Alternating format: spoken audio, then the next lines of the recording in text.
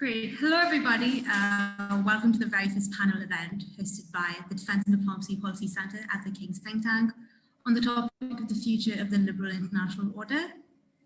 Thank you all once again for joining us today. It is such a pleasure to be speaking to all of you.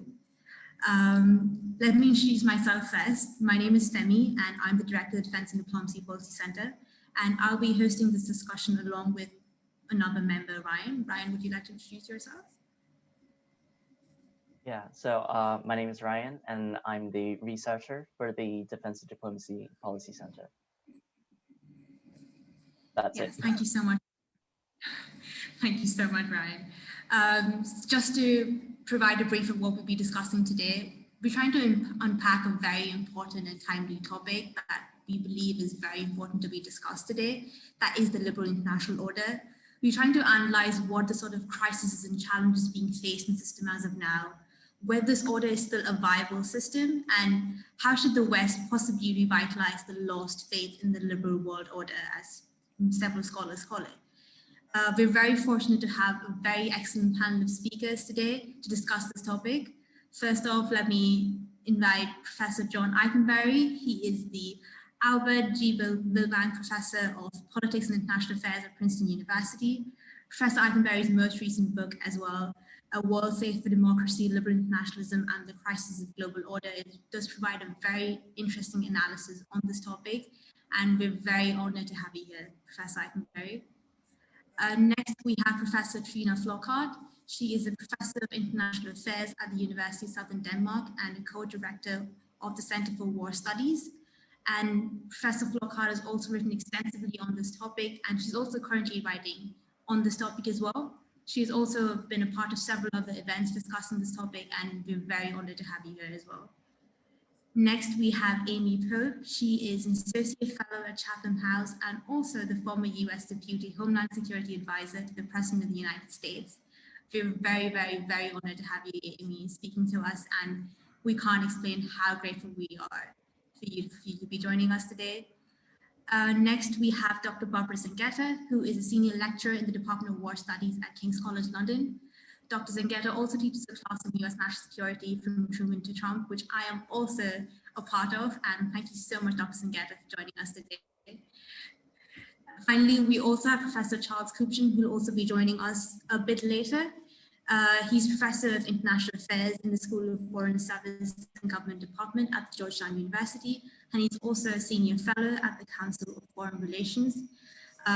Again, like I said, he'll be joining us a bit later, and hopefully he'll be part of the discussion in the second session. And that would be him also letting us know his individual perspective, hopefully then. Thank you so much for joining us today, and we'll first have each panel member provide a perspective on this topic for around 10 minutes, and then we'll move on to another 20-minute discussion on the central questions raised by the moderators, which will be then followed by a Q&A session. So first off, for individual perspective, I would like to invite Professor Ikenberry. Thank you so much, Amy. I'm sorry that we've had these technological problems, but here we are, and hopefully we can have a discussion. It's an honor to be on this panel with my friends and distinguished colleagues. I think there's wide agreement that the US-led post-war liberal order is in crisis. This 75-year-old order, which has had many names attached to it, Pax Americana, the Western Order, the Free World, the G7 World, Pax Democratica, and the Liberal International Order. All of these labels for trying to understand something that seemed to emerge after World War II and is in various ways evolving or breaking down today.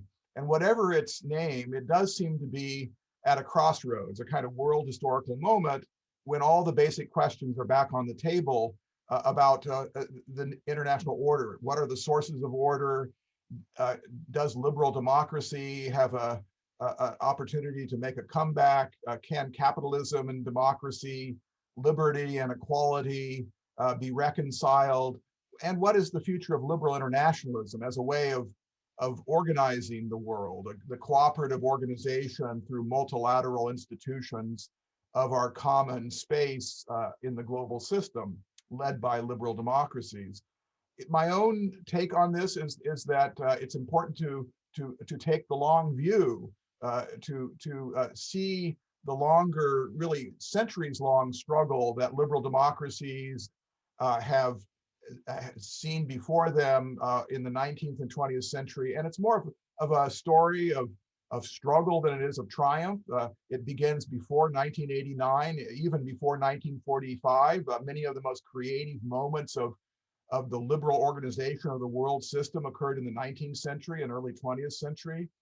So it's a long tradition with golden eras and crises and upheavals, near run moments, such as in the 1930s, when all the things we associated with the liberal democratic world and open cooperative order were thrown into great question.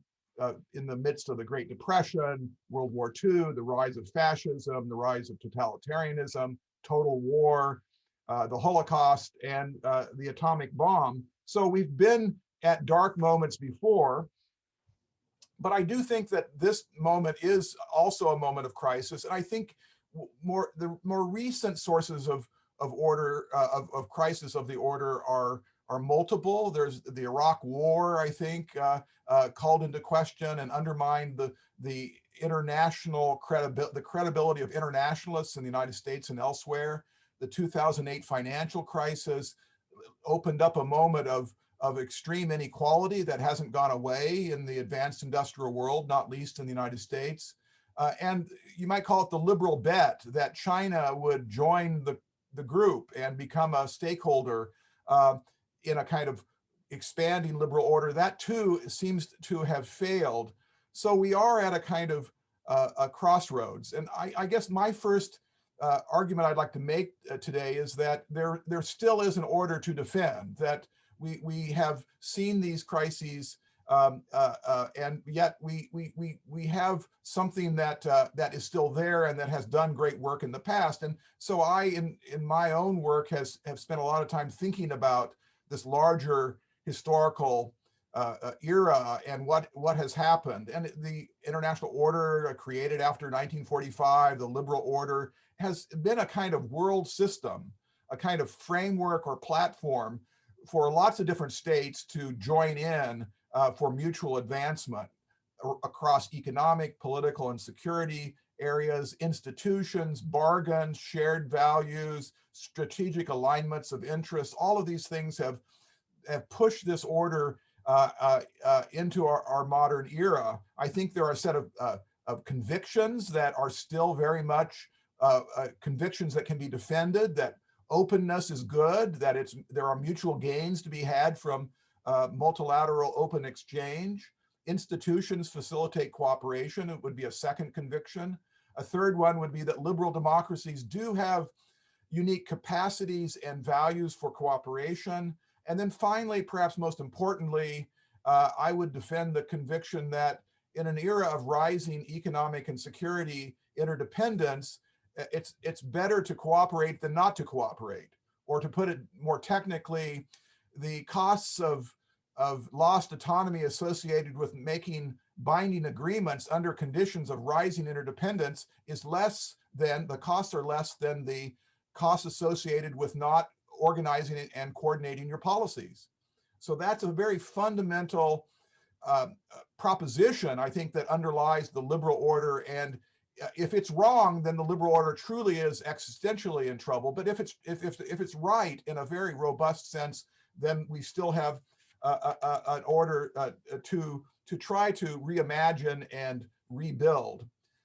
I just make one more argument about the past, about the accomplishment. I've mentioned failures, but we sometimes forget that there was a kind of remarkable amount of work that's been accomplished over the last several decades, really since the 1950s, creating space for a trade regime to emerge, for Germany and Japan to rebuild and reintegrate, for France and Germany to bury their differences and launch the European Union, which is a kind of quiet hallmark of the liberal order, and then rising states of all different sorts in different regions finding this large space, somewhat messy, but multilateral, open, liberal, as a kind of a platform that they could attach themselves to as they make their own economic and political transitions. Just finally, I'll just say something. Sort of what went wrong? Why is this a crisis? And I've mentioned the immediate problems of internationalists trying to be credible in this current period, but I think there's a deeper reason, and I think it goes back to the transition we went through at the end of the Cold War. That most of the features and architecture of the liberal order was built during the Cold War inside of the one half of the global system. And when that system transitioned, when the Cold War system turned into a unipolar system, those sorts of bargains and institutions and the logic of cooperation was undermined. And what was that logic of cooperation? Ultimately, it was a logic of conditionality. That in a liberal international order, it's not anybody can come and do what you want. It's if you want to be inside of this order, and if you abide by its social purposes, if you want to achieve a kind of higher level world of cooperation, there are opportunities, but there are also responsibilities, there are rights, but there are also duties. And that whole logic of conditionality broke down. And the liberal order became more like a shopping mall where people could wander in, including China, which saw it this way, and indeed still does. It's not a complete revisionist. It's seen it as something that has opportunities for it. But the logic of cooperation broke down. And I think looking forward, if there is to be a reimagined, rebuilt liberal order, it's going to be very different groupings of states, new alignments, the same core convictions I mentioned earlier, but it's going to have to be one where there are barriers to entry, and that to be inside of it is to buy into a suite of responsibilities that not all states in the world will want to. So I do think we have to go back to fundamentals. And who knows? I'm not here to propose I know what the world will look like in 10 years or 20 years, but there is a pathway. And I think we should try to traverse it if we can. Thank you. Thank you so much, Professor Ikenberry. That was a very strong and passionate argument, I must say. But thank you so much for letting us know your perspective and for giving that out to us. We will move on to Professor Flockhart. Thank you so much. I hope you can all hear me. I certainly could hear John, so hopefully I can, or you can. So I usually follow orders, and you told me to answer 3 questions and give 3 recommendations, which I've done, but I'm not sure that's possible to do in the short time that I have here. And what I really wanted to do was actually to focus a little bit from a perspective on contestation and identity, and what it is that actually is the liberal international order. And the reason why I wanted to do that is in a way because of your question. And this is that you asked, how should the West revitalize the faith in the liberal international order? And to me, that is important that you say that. And of course, you're not the only ones who say that, because it makes a very, very clear link between the West and the liberal international order, which is perfectly understandable, because in many ways, I think that the liberal international order has an essentialist quality about it that assumes that this is a Western project.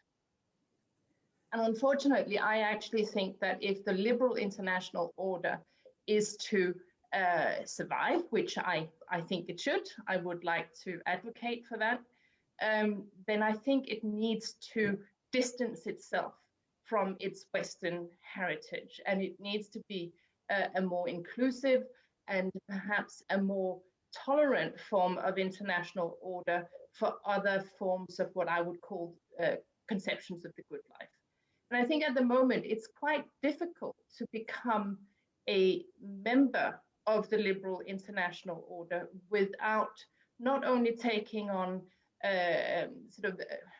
we can come back to discussing what liberal ideas are, but not only taking on liberal ideas, but there is also an expectation that you take on, or that states that become members of the liberal order take on Western practices and Western values in a way that sometimes is actually demanded in order to get some of the benefits, for example, in terms of Western aid, etc. So I think that is a problem. And for example, this is very much what we see in if you look at, for example, the narrative about the expansion of international society. That is very much a story about the expansion of the West, with an assumption that it is those ideas that actually define what order is. So even if we look at what is meant by order, it becomes very much a Western conception of order. And last year, the Munich Security Conference, presented this the problem of what's going on in the liberal international order at the moment as being the problem of Westlessness. And Westlessness, they defined, this is their own homemade concept, they defined it as the problem that there is currently becoming less West in the world, but also that the West itself is becoming less Western. And I think one of the other speakers, and I would completely concur with this, stood up and said, well, the problem is perhaps not Westlessness, but perhaps what we have a problem of is Westfulness. And that really what we need to look into is how do we move on from here to have a liberal international order that on the one hand can be less Western, but at the same time can hang on to some ideas and some values that maintain what it is. So that kind of got me thinking, well, okay, what is it that's liberal? What is the liberal in the liberal international order? And I don't think that's a very easy question to answer. Because if you look back over the history of the liberal international order, or orders, I would go back to the 19th century as well, then actually some of the ideas that we today say are the essence of the liberal international order, whether that is democracy, whether that is tolerance, whether it is gender equality, some of those values were actually seen as the contrary to order, and others have not been part of the liberal order. Or we have had values that were part of the liberal order that we now see as abhorrent and shameful. So what that leads me to think or to say here is that there isn't actually a stable condition of what we can say is the liberal in the liberal international order. And in a way, that's a really good thing. Because if we are at an inflection point, which I believe we are, I think there's an enormous amount of transformation going on in the international system, but also in our lives more generally, in technology and demography and climate change. You know, there's so many different forms of change that will necessitate that we actually change our governance structures quite significantly. And if it is the case that the liberal international order not only has been open, like John is famous for having said, but that it's actually also malleable, that it is capable of an enormous amount of change and adaptation, then I think there is a possibility now. Perhaps we should see this Westlessness as a first step in the right direction to looking inward and thinking, what is it actually that is liberal in the liberal international order? I don't know if I have much time left. I think I perhaps do. So the other thing that I wanted to look at then is also contestation, because I think we can probably all agree that the liberal order is highly contested. And in some ways, and this is one of your questions, should we just reject the liberal order and give over to just pursuing interests in a great power rivalry world? And no, I don't think we should do that. But at the same time, I don't think we should be naive to think that everyone is going to adopt liberal values. Liberal values are not universal. They are not what everyone are going to want to adopt. And there will be contestation against the liberal international order. But in some ways, that's good, because if contestation comes from the outside, it is actually easier for us to, from the inside, to say, well, what is it that is the liberal that we want to pursue? What is it that is a liberal or liberal order identity? And what is it that isn't? That's clearly what is being contested. So contestation in many ways is a good thing because it has a dynamism towards within it. The contestation that is not such a good thing is what we're seeing at the moment internally. So external contestation, great. It aids social cohesion within the order. Internal contestation in the way that we're experiencing in the rise of populism, the rejection of liberal ideas, the reducing salience of the whole of the institutions and trust in the institutions. I think that is actually where the main problem for the liberal order at the moment lies. And perhaps also in the fading of salience of liberal values or the liberal order in what I would call the swing states.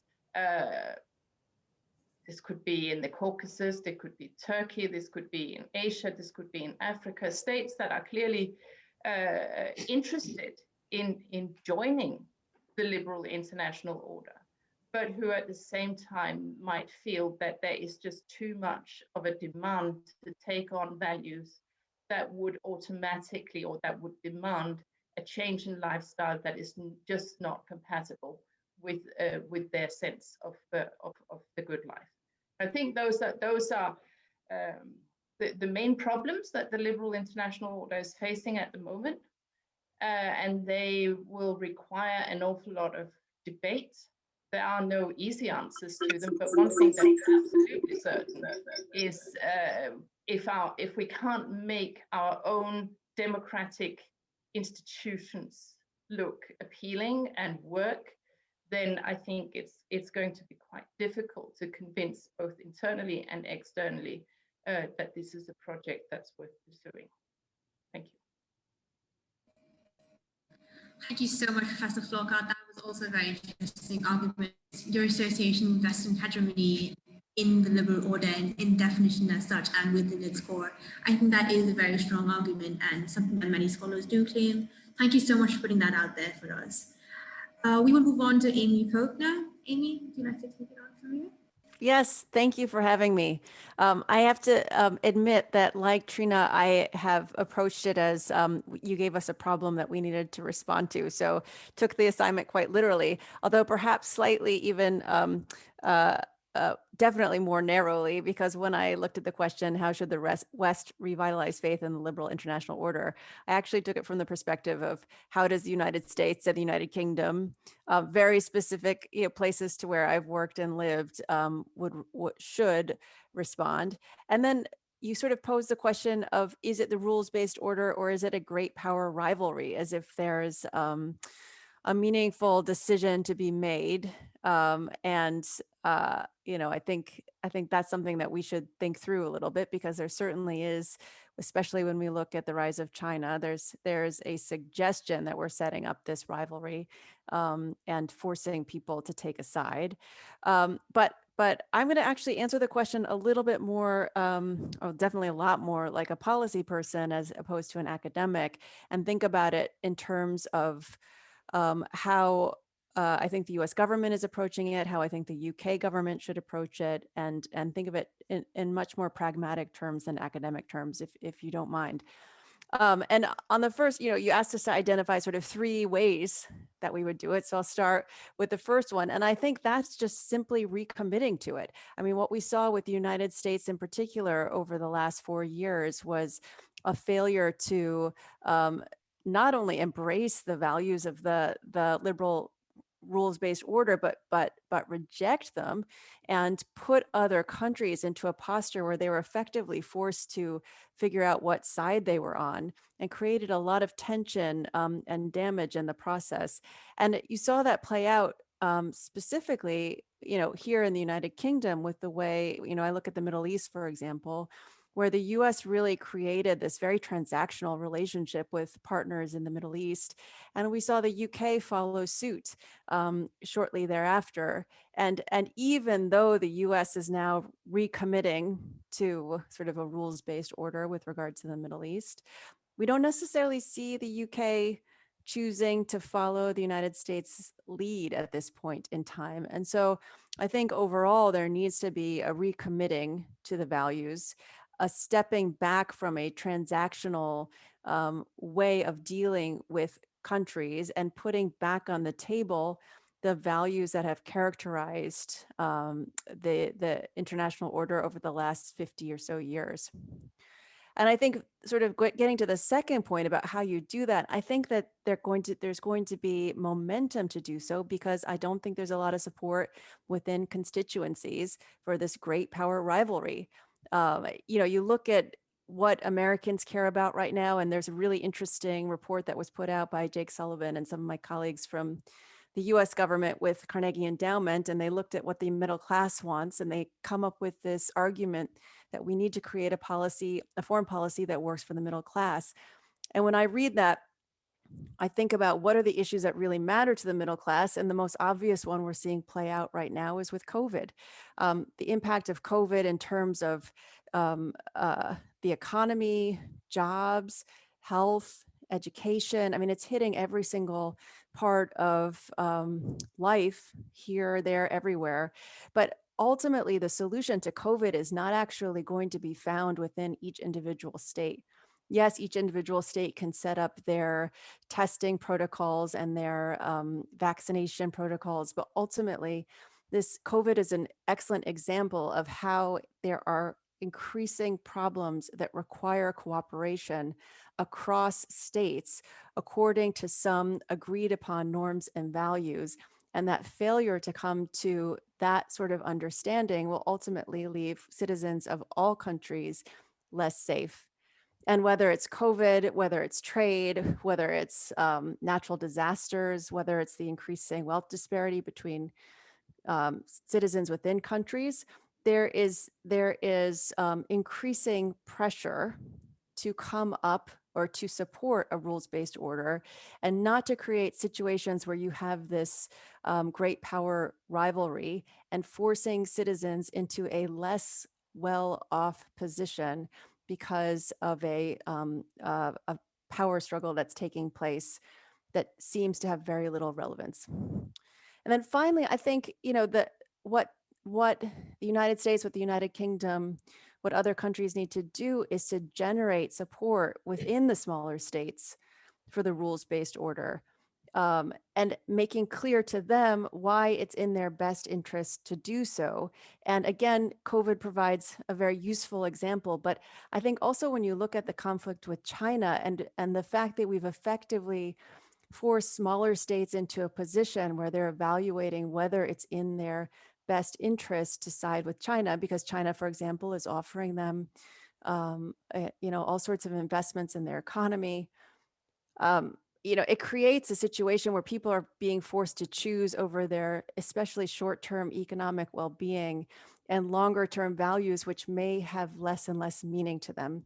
And so it's important for states who are committed to the rules-based order to make it clear in very, very tangible ways why that's in the best interest of smaller states. And if they fail to do so, the smaller states can contribute ultimately to this great power rivalry and create a situation where you have where they feel like they have very little choice. So again, looking at the question that was put on the table, which is what are the three ways that states should act? The first is recommit to the rules-based order, to help people within governments, within countries at the very, very micro level, recognize why this is in their interest, And 3, when you're looking at states globally, help the smaller states understand why it is in their government's best interest to recommit and avoid creating situations where they're being forced to choose between governments, between powers.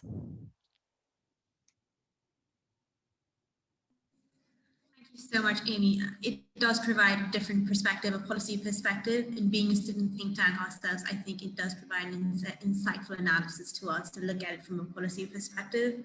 So thank you so much for that. Moving on. Yes, hi. Thank you, Femi, and thanks for inviting me. And I have to say that I feel very sort of humbled to be in such distinguished company here in the panel. And on the one hand, I feel like I'm the player of the home team, right?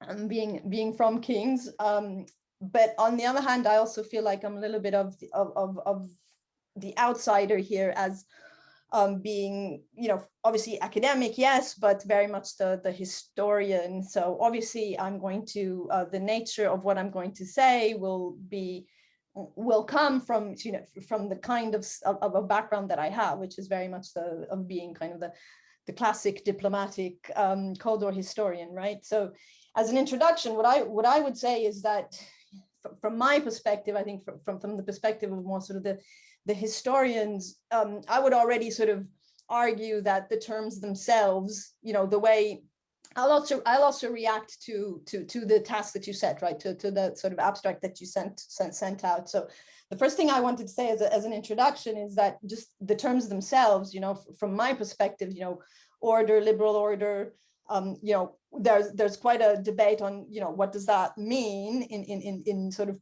in practical terms, and sort of what do we mean by West, you know, and sort of you'll almost take for granted that everybody knows what we mean by sort of the West, whereas as we know, it's a term that it is quite controversial. And as I said previously, you know, is it, when we talk about liberal world order, is the request for the universality of values, right? Or are we anchoring this to one part of the world only? And I think this part of what we're talking about depends on what perspective you take there.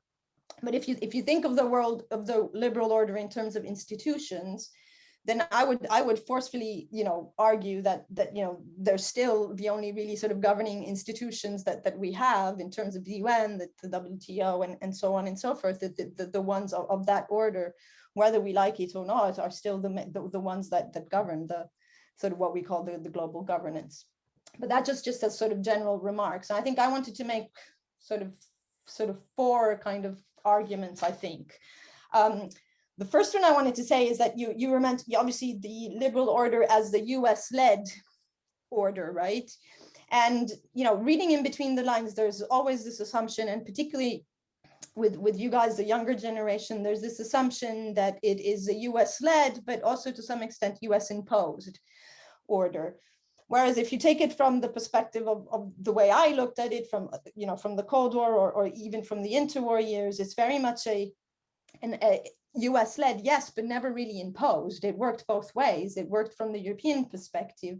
You know, the Europeans feared American retreat. They feared it in the 40s and 50s. They feared it again in the 70s. And then after, you know, you saw it after Trump, right? When America talks about retreating, the other sort of members, if you want to so say, of the so-called liberal order fear that. So I was, first of all, I would argue against this idea that it's somehow imposed, but I think that it is a much more general idea that a big chunk of the world, and I obviously agree that it's not universal, but I would think that it's a big chunk of the world that identifies with these values and norms and institutions, where the America is a big player, yes, but it's not necessarily the dominant player, and historically hasn't always been dominating, and so on.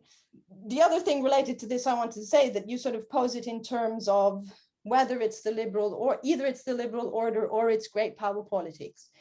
Whereas obviously, as having studied the Cold War for most of my career, I would say that historically these two things go together. They go hand in hand. You see value, you know, you see US value-based foreign policy and great power ambitions go together. It's not necessarily an either or take. And I take this as sort of more in a sort of a realist perspective, and saying that there was a lot of great power rivalry. I wrote a lot about the 70s, a lot of superpower competition between the superpowers. You could say that the opening to China was also to a large extent, dominated by great power rivalry, but that doesn't mean that the US necessarily completely rejected the norms and the values that shaped what the US behavior is on the world scene. So that's the first thing that I sort of wanted to argue. The second point is that I would agree to some extent that yes, we are in some kind of a crisis, as Professor Ikenberry said, it argued, yes, but at the same time, as he also said, historically we've seen this before, right? So is it, as people have written, I think, repeatedly, is it just another crisis for us, or is it, to some extent, is this different or not? So I think we should be debating around that. But what I'm more convinced about is more, rather than the crisis of the liberal order itself, what I think we should focus on is kind of the progressive erosion of American leadership within the idea of the liberal order.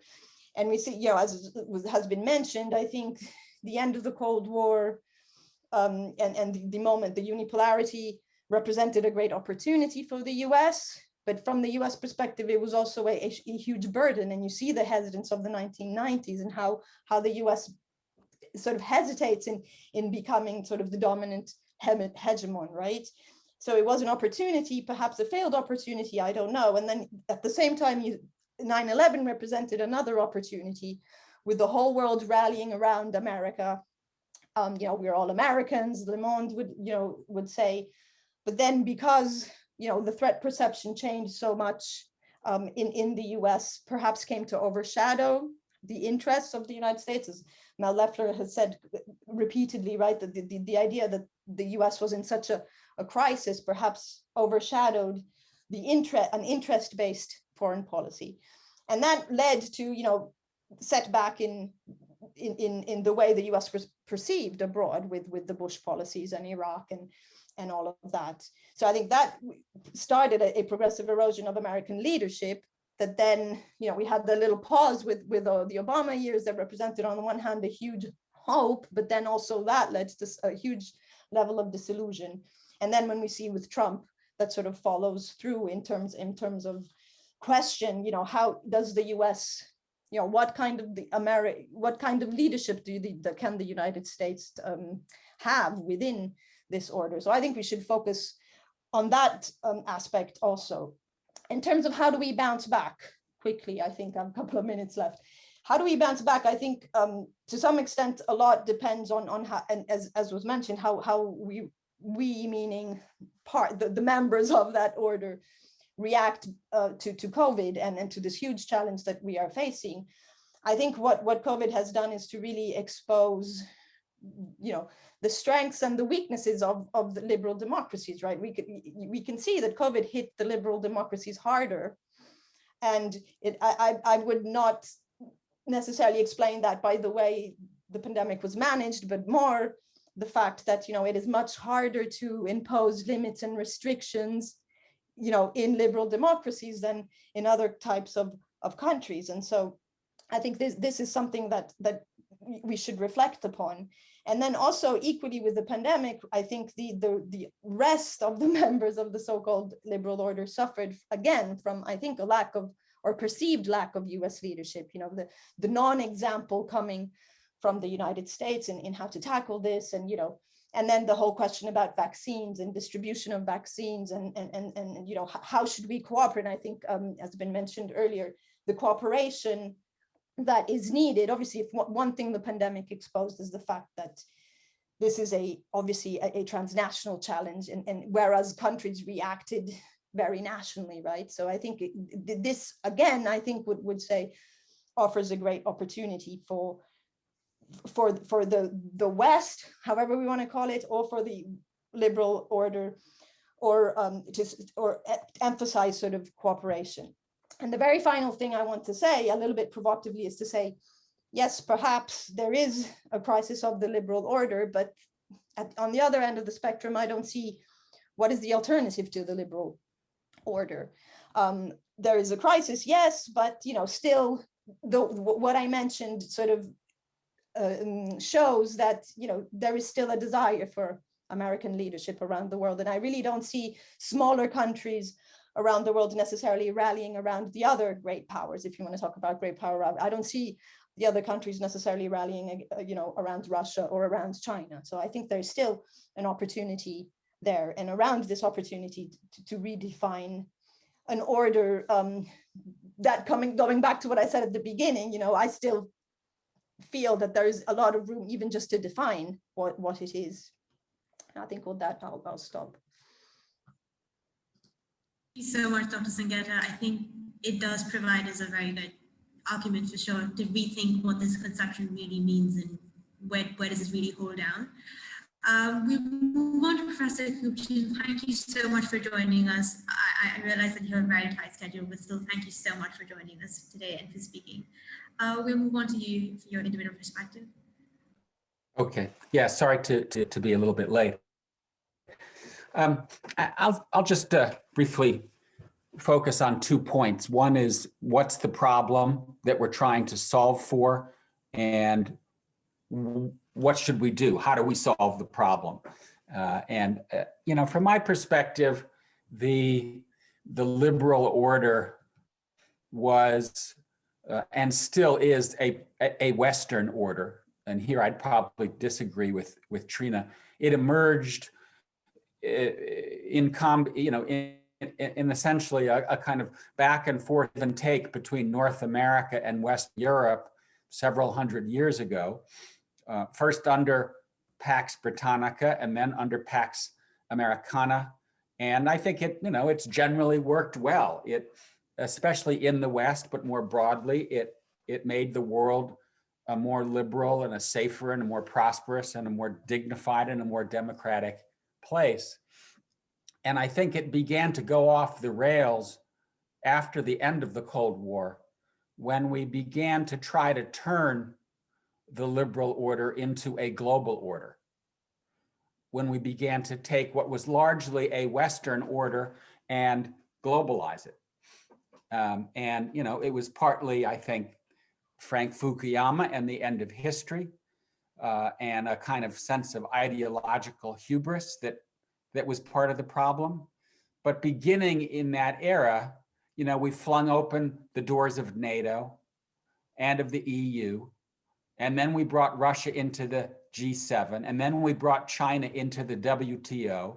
And then after 9/11, we decided we were going to turn Afghanistan and Iraq into Ohio. And all the while, the economists were taking over and telling us that the more deregulation and the more open the global market, the better off we would all be.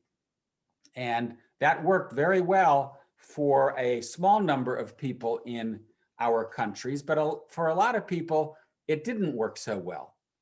And Amy mentioned this report, the Foreign Policy for the Middle Class report that our former colleagues Salman and Jake and others wrote. It's very interesting. I would encourage you to read it. But I think part of the reason that Trump won was that for a lot of Americans, they came to the conclusion that there was too much world and not enough America, right? Too many wars, too many immigrants, too much free trade, too many alliances and pacts. And Trump was not some whack job. I mean, he was a whack job, but he was correctly perceiving a serious sentiment, a growing sentiment in the American electorate on both sides of the aisle. The same thing I would say happened in the UK and in other parts of the liberal order or the West, and then the US and the UK, which really built the liberal order together, engaged in a race to the bottom. I mean, I think the big question that we can ask is, over the last 4 years, is which country is more screwed up, the United States or the United Kingdom? And I don't know the answer to that, but neither has done very well. So So I think what we need to do is learn the lessons of the Trump era and not turn our back on it, but realize that the order that we built has been eroding from within before our very eyes. And our publics revolted. And that's why we've seen a backing away from that order among the very two states most responsible for building it. So what do we do about it? I think we focus like a laser on fixing our problems at home. If I were Joe Biden, I would spend 99% of my time investing in pandemic recovery, in green technology, in healthcare and childcare, in manufacturing technology. The list goes on and on and on, because I think we've just been through a near-death experience for American democracy.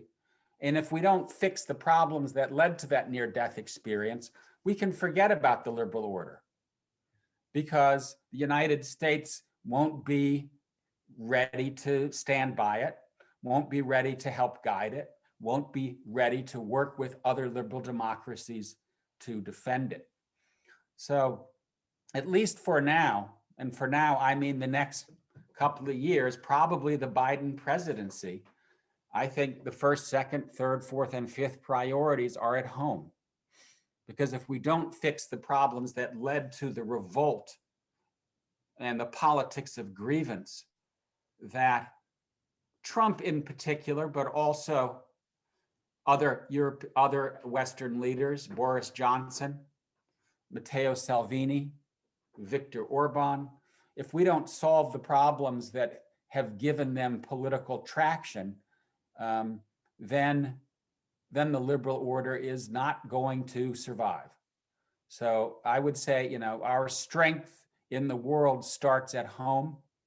We need to rebuild the political consensus that gave rise to the West. And then once that's done, I think we can figure out how that order, what role that order should play globally. But for me, it is not a global order. It is a largely Western order, and we need to make sure that it survives. Because if it doesn't, the way of life that we have spent blood and treasure trying to build and defend may disappear.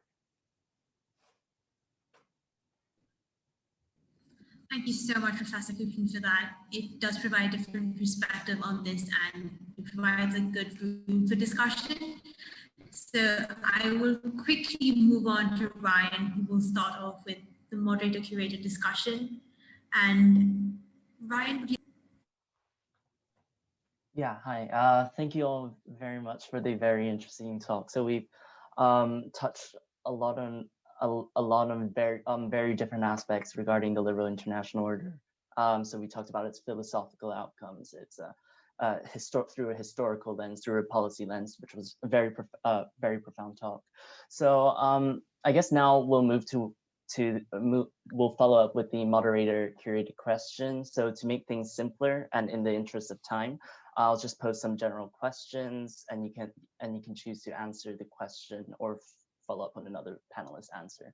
So I just want to first touch on the point regarding universality, because we have a very interesting and diverse opinions regarding this within this panel, with Professor Ikenberry kind of advocating for universal liberal values of openness, and Professor Flockhart on Westfulness, if you like.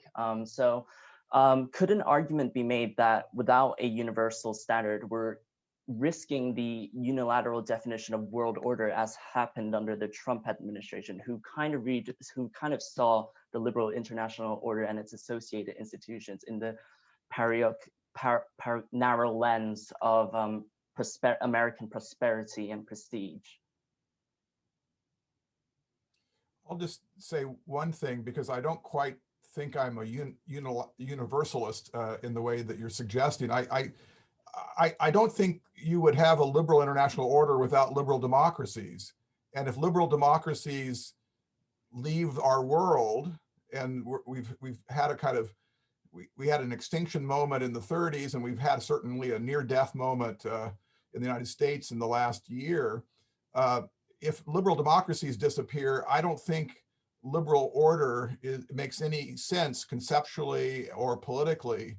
So what I've tried to do is, in my most recent book, is to try to some extent extract liberal internationalism as a way of thinking about the world, understanding the world, and acting in the world, to separate it to some extent analytically from the United States and from American hegemony. That everything the United States has done in the world, the Iraq War, lots of different behaviors that the United States has engaged in as a superpower, aren't necessarily traceable to liberal internationalism. And liberal internationalism is something that liberal democracies that are outside of the West are passionately eager to defend. Think of South Korea, and think of various countries in Latin America, and it's a wider wider constituency, but it's not the entire world. I don't think China wishes liberal internationalism or the liberal organization of the world well, and I think there's a kind of big struggle emerging that will unfold in our lifetime between a kind of liberal vision of the future and alternatives, which China may embody. So for me, one final quick remark, and that is, I do like where this conversation is going, because it's to some extent raising the question, what are the values that we think an international order should try to uphold? And then maybe what you do is kind of reverse engineer the question and say, what countries, what institutions, what political movements can get you there? And for me, I'll just make a quick point that I sometimes ask the question, at the end of the 21st century, what values, what polity principles would you like to see survive so that our grandchildren and their children can have the tools politically inside of institutions to make their way into the 22nd century? And for me, sort of rule of law, free speech, free flow of information, civil society that is outside the reach of a predatory state. These are sort of key values and institutional principles that I think we want to defend. And I don't think that in the name of expanding the world and inclusiveness and understanding that there are multiple ways of thinking about how to live your lives, that you should cash that in to make ourselves friendlier to illiberal states. I think we should keep our eye on playing the game for 100 years and try to protect the seeds, if you will, so that future generations can have the possibility of recreating their own open societies in an open international order. I would just add two things. One is, I want to make clear that I'm not suggesting that the liberal order should not include non-Western countries. It should be open access, as John has written about. So South Korea, Japan, Taiwan, whoever wants to play by the rules-based order should do so. And the second point is, I would agree that we need to defend a certain set of core values. And so I found it very painful that the President of the United States for the last 4 years was basically silent about repression. He turned his back on Trudeau and Merkel and loved Erdogan and El-Sisi and Putin. That to me changes the world for the worse. So I think it's great that the American president is back defending liberal values and human rights and political freedom. But I don't think we should kid ourselves. Russia and China aren't going our way. We should speak truth to power, but we should also rebuild our order from within to make sure it survives, and spend much less time and energy trying to bring China into that order, because it may happen 100 years from now, But that's partly what got us ahead of ourselves. We started focusing too much on that, and all the while we were ignoring the fact that the globalized liberal economy was leaving large swaths of our electorates poor and unhappy. And so, first things first. I'm not a universalist either. Not at all. In fact, I think I'm the opposite. I don't think it is possible for the liberal order to be universalist, to be universal. But what I do think is, I think it's possible for the liberal order to change, because it has changed so many times in the past that I think it is possible for it to change in the future as well. And of course it is changing as we go along. What used to mean democracy, freedom, even family is not the same today as it used to be. So it's mainly on those lines that I think there's a possibility for reaching out.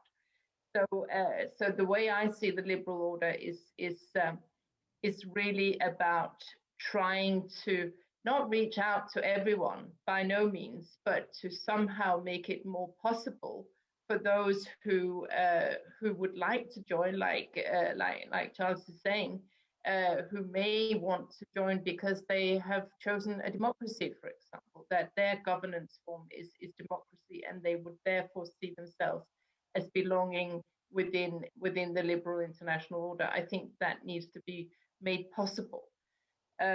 So it's really a question of trying to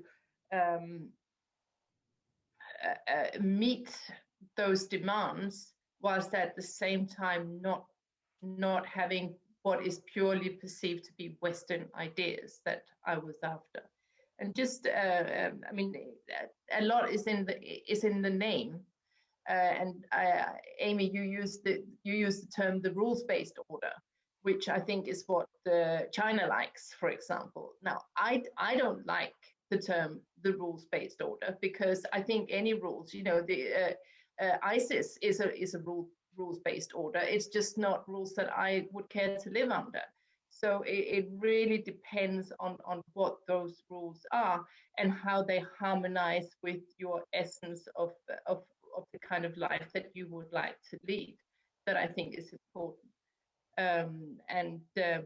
It seems that somewhere along the line in the last few years, the chain just broke, and there's no agreement on what kind of life it is that even within the West we want to live, which I think is Charlie is right. That probably is where we all need to start. Go back to sort out our problems at home, and not just in America. I think that is the same in Europe as well.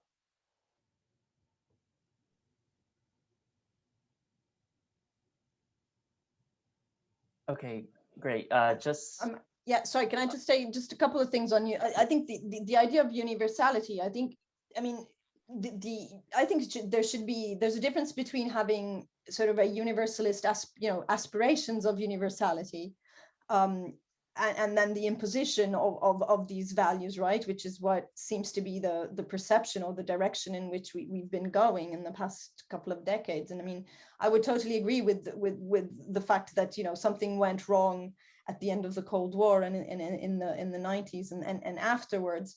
But I would argue that it's not necessarily something that went wrong with the model of liberal world order itself, but perhaps the way that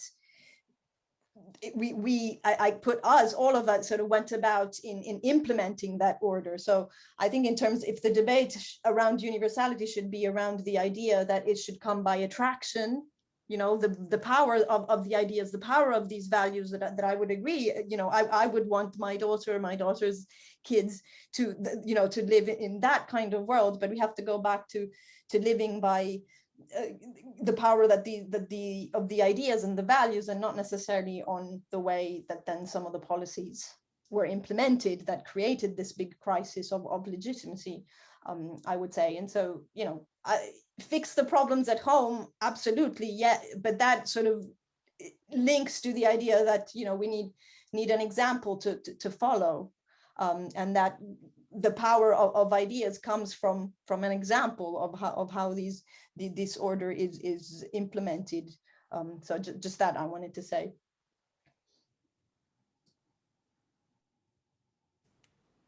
I was just going to add that if you want to fix the problems at home, people need to understand why it's relevant to them. I mean, I think that goes back to the everyday person. I think this is drawing on something Charlie said. The everyday person is just not seeing why this makes much of a difference. And so making it clear to them, it's not about just getting sort of cheap access to 5G. It's about something that's more fundamental to their day-to-day is critical. I just make one further comment. I think because I think this is where we've all converge in our views that liberal democracy, starting with the United States, have to do better and rebuild and deliver on the promise of a sort of social economic advancement for everyday people living everyday lives. In my book that kind of covers the liberal order over 2 centuries, it was interesting to find that at each turning point in the late 19th century and the early 20th century New Deal period in 60s and 70s, the great moments of internationalism were all tied to domestic progressive movements, for want of a better term. There was always a connection between the domestic agenda and the international agenda, and the international agenda sometimes was kind of the lag in that. So FDR, the New Deal was originally an isolationist project, and it only became internationalist later on. Remember, FDR didn't go to the London Economic Conference. So I think that connection has to be reestablished.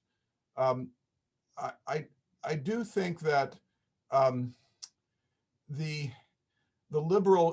1990s should not simply be caricatured as the US under Clinton and liberals wanted to remake the world in their image, because it's a more complicated story than that. There's a lot of demand as much as supply. Countries wanted to get in, and there wasn't an alternative platform for countries to tie themselves to for purposes of establishing order outside of their own country. So it was kind of the only game in town. And there is something in the liberal imagination of greater inclusion. You think of liberal societies, the story of liberal societies is imperfect and incomplete at the beginning, and then over time it becomes more perfect. You pass the baton on. It's an unfinished, a more perfect union. More people become a part of it. Citizenship expanded, the franchise, the amendments to the Constitution. So there is a kind of expectation that it's not simply for us, and people on the outside are not invited there, but there is a sense of evolution and so I don't think it was simply a story of overreach. Countries wanted to find a pathway into a prosperous international order, and it was the only game in town.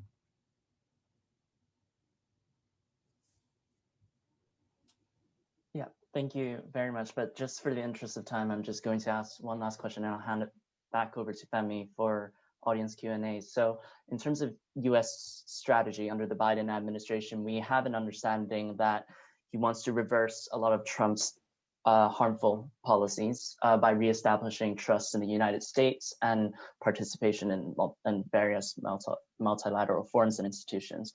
But however, given the current domestic issues and his kind of domestic-oriented policy agenda of healing divisions within the country and dealing with the pandemic, how will this affect his approach of maintaining the liberal international order? Will we see more of a Obama administration-esque kind of approach of nation building at home, or will we see a more internationalist United States?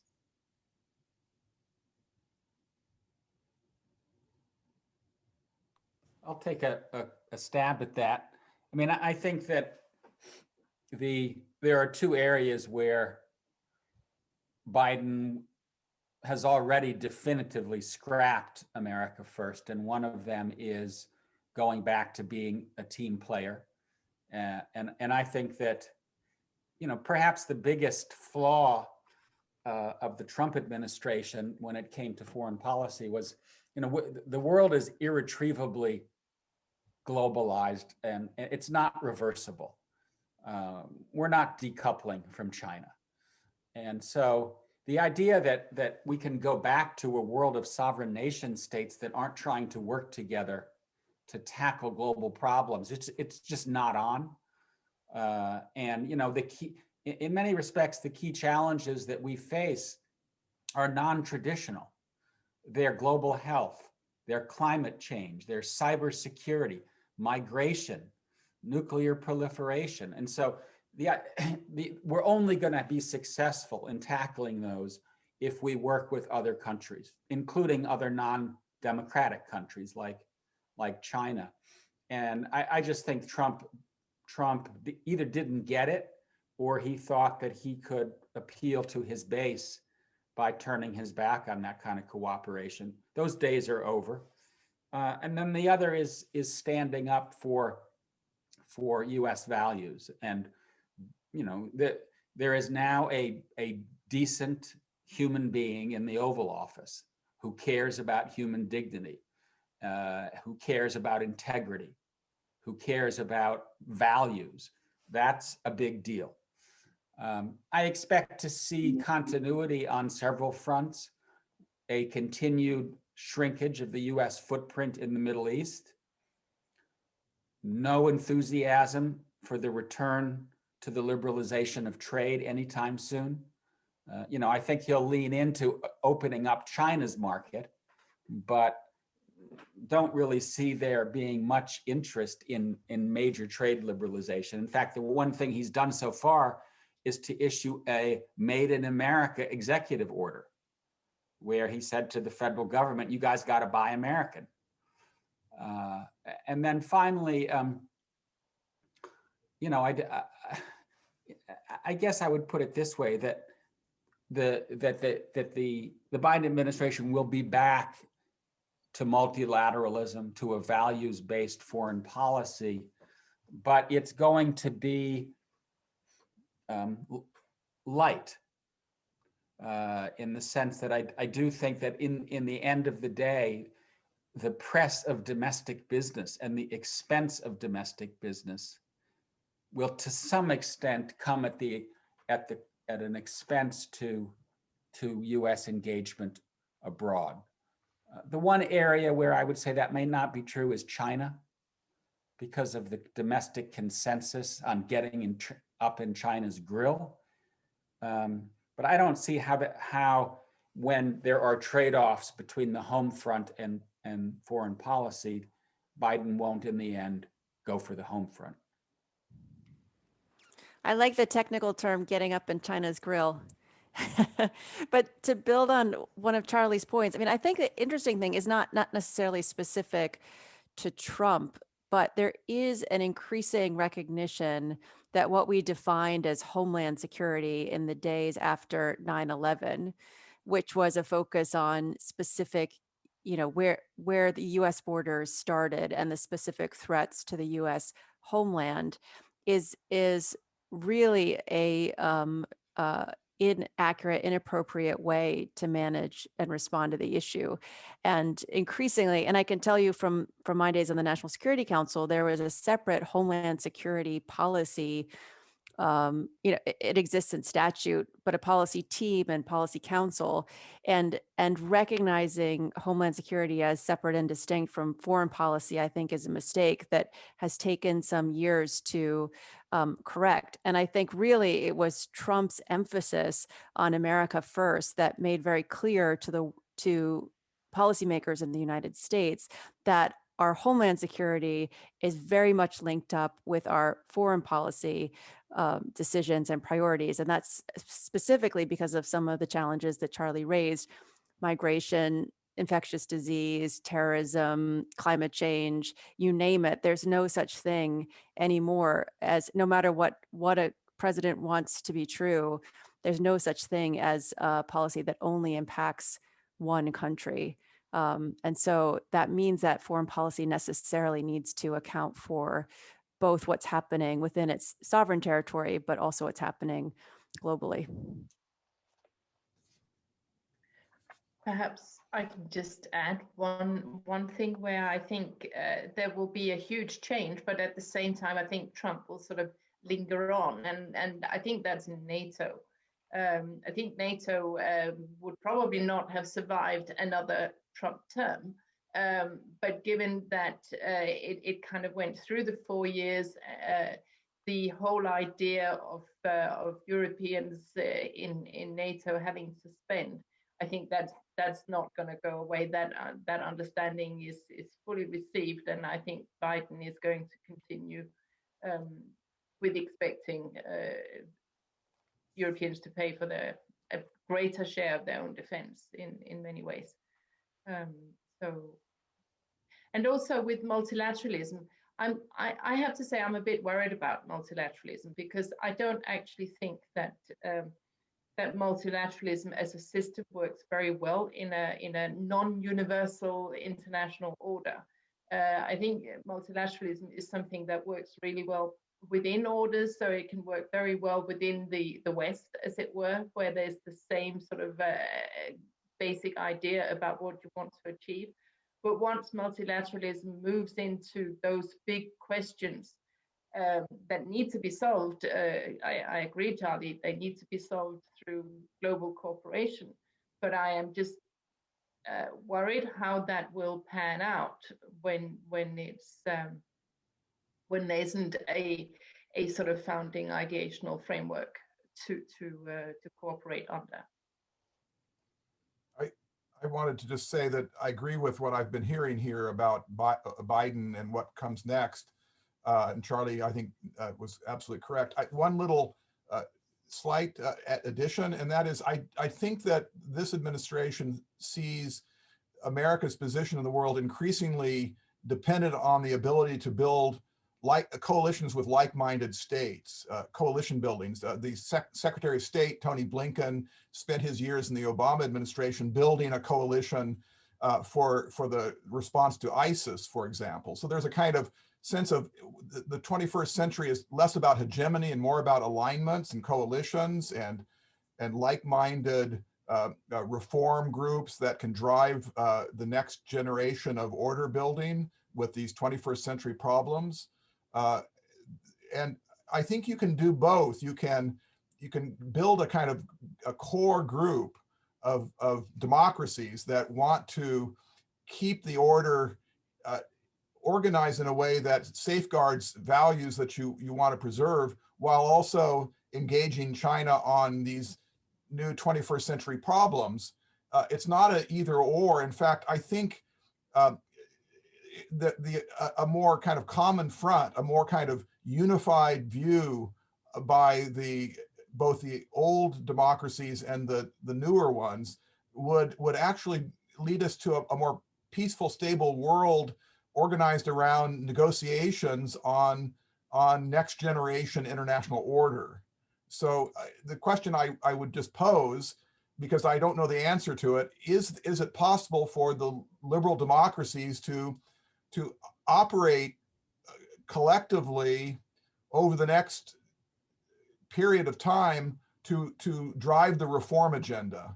And I think Biden is hoping and betting on that possibility, and it will partly hinge on Europe, and it will hinge on Japan and South Korea and Australia and India. So for me, that's a big question. Can that be a salient feature of international order, a kind of grouping of democracies?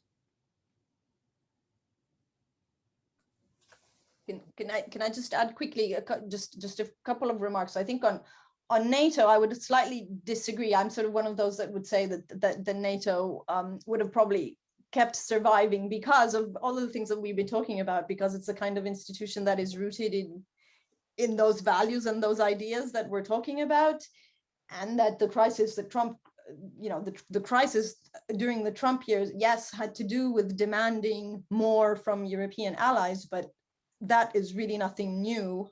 You can see that has been something ongoing from from the 60s onwards that you know, the American presidents were demanding that. And so the problem was not so much that was what he was asking, it's the way he was asking it that created the issues here. But apart from that, I think more fundamentally, I completely agree that Biden is going to have to concentrate, you know, overwhelmingly sort of in the domestic sphere.